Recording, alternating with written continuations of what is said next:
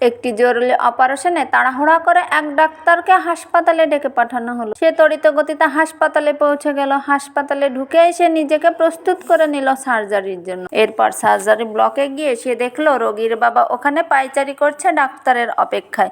ডাক্তারকে দেখা মাত্রই লোকটি চেঁচিয়ে উঠল, আপনার আসতে এত দেরি লাগে? দায়িত্ববোধ বলতে কিছু আছে আপনার? আপনি জানেন আমার ছেলে এখানে কতটা শোচনীয় অবস্থায় আছে? ডাক্তার ছোট্ট একটা মুচকি হেসে হেসে বললেন, আমি দুঃখিত, আমি হাসপাতালে ছিলাম না, বাসা থেকে তাড়াহুড়া করে এলাম, তাই খানিক দেরি হলো। এখন আপনি যদি একটু শান্ত হন আর ধৈর্য ধারণ করেন তবে আমি আমার কাজটা শুরু করি। লোকটি এবার যেন আরো রেগে গেল, ঝাঁঝালো স্বরে বলল, ঠান্ডা হব?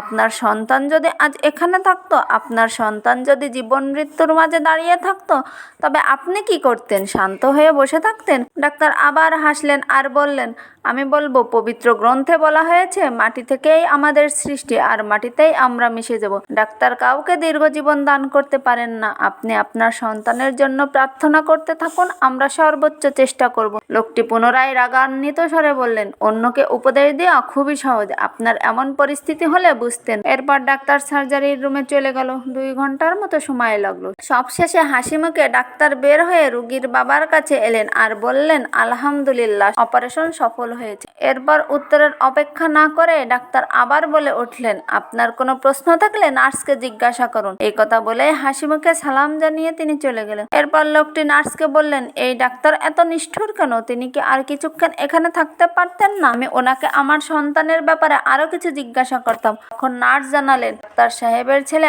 আজ সকালে রোড অ্যাক্সিডেন্টে মারা গেছে। তিনি আপনার ফোন পেয়ে ওনার ছেলের জানাজা থেকে উঠে এসেছেন, এখন আবার দৌড়ে চলে গেলেন কবর দিতে। বন্ধুরা, একজন মানুষকে কখনো তার বাইরের আচরণ দেখে যাচাই করবেন না, কারণ আপনি কখনোই জানেন না তিনি কিসের মাঝে আসেন।